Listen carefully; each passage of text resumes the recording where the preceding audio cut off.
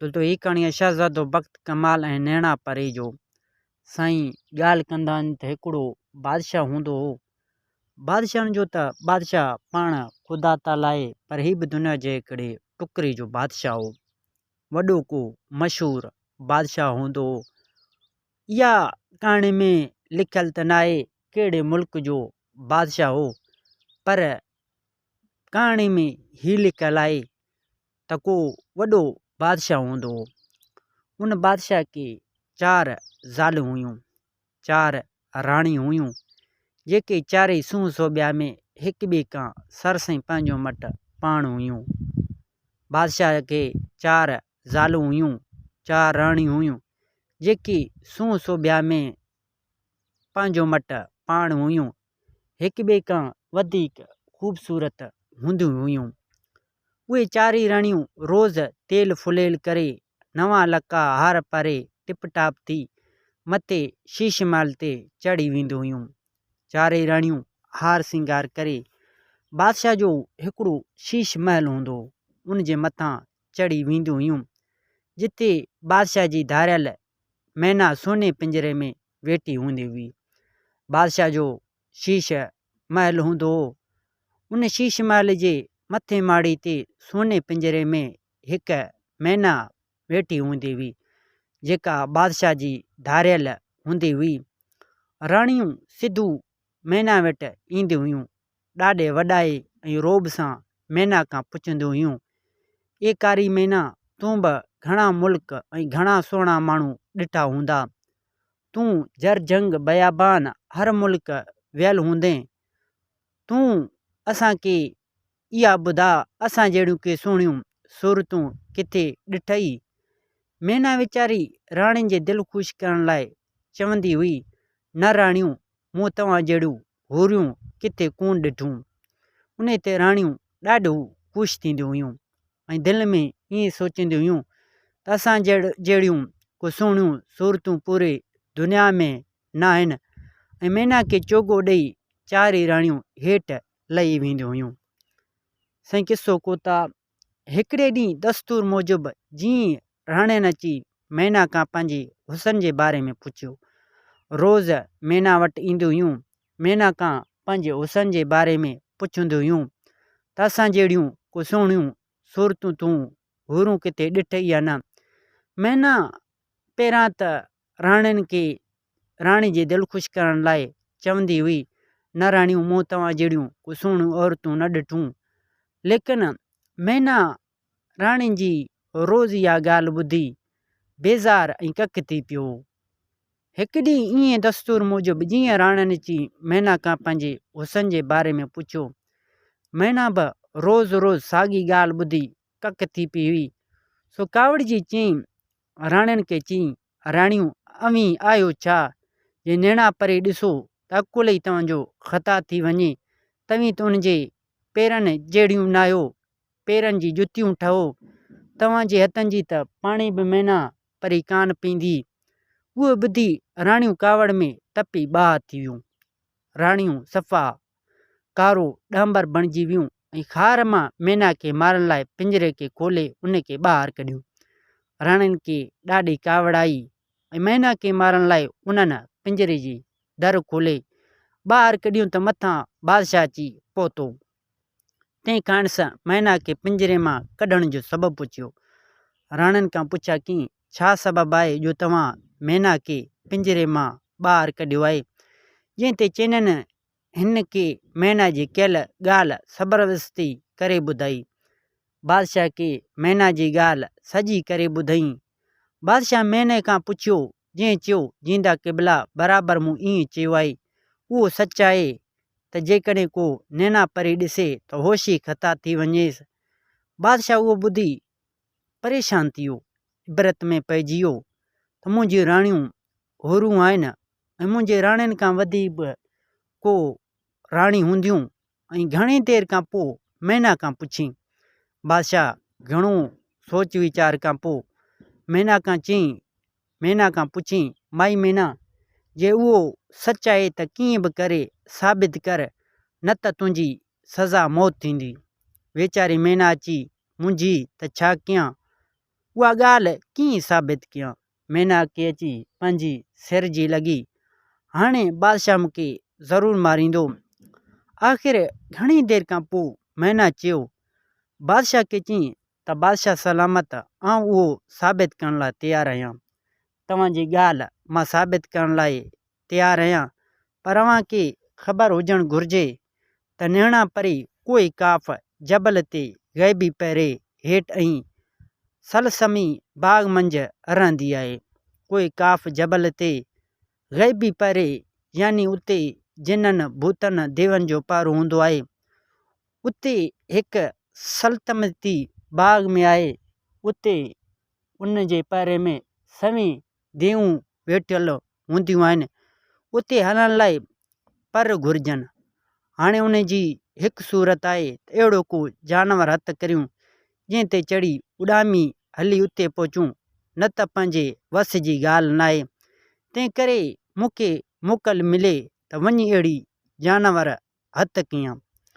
बादशाह खे मैना चयो त जेकॾहिं को पढ़ण वारो जानवर पाण भई हथु कंदासूं त उते वञी पहुचंदासीं, न त पंहिंजे वञण जी जाइ न आहे। बादशाह खेसि उन जी इजाज़त ॾेई पिंजरो खोले उॾाए छॾियईं। मैना खे इजाज़त ॾिनी त वञ मैना, तूं वञी को पढ़ण वारो जानवर हथु कर ऐं पोइ पाण ॿई गॾिजी हलंदासीं। ईअं चई बादशाह मैना खे इजाज़त ॾिनी। पिंजरो खोले मैना खे उॾाराई छॾियईं। मैना उॾामदे उॾामदे कई मुल्क ऐं मैदान लताड़े छॾिया, पर खेसि अहिड़ो जानवर मिलियो ई कोन जंहिं ते बादशाह खे वठी वञी नेणा परी ॾेखारे। आख़िर हिकिड़े ॾींहुं थकिजी टुटिजी जितां किथां नाउमीद थी वापसि पंहिंजे वतन पई वई त ओचितो दरिया जे कप ते हिकिड़ी धोबी जी कुराड़ी घोड़े ते वञी संदसि नज़र पई। मैना सवें मुल्क लताड़िया, लेकिन हिन खे अहिड़ो जानवर ॾिसण में कोन आयो। सो हिकु ॾींहुं हीउ नाउमीद थी जीअं पंहिंजे मुल्क ॾांहुं वरियो त दरिया जे कप ते हिकिड़ी धोबी पंहिंजा कपिड़ा पई धोई। उन कुराड़ी घोड़ी ते वञी संदसि नज़र पई।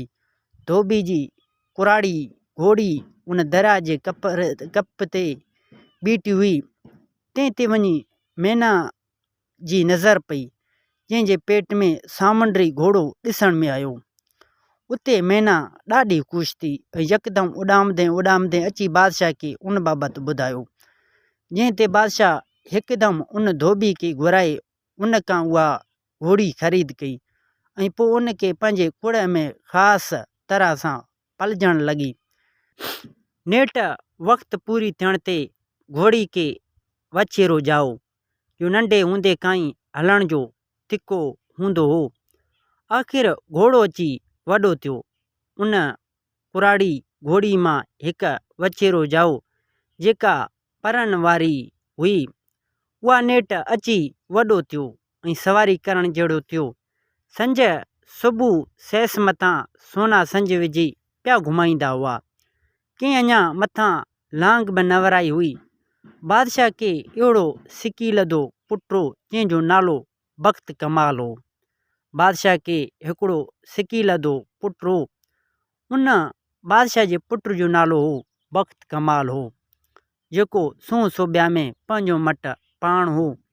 हिकिड़े ॾींहुं जीअं शाम जो सैस घोड़ो वठी पई आयो त जीअं शहज़ादे जी वञी मथसि अक पई।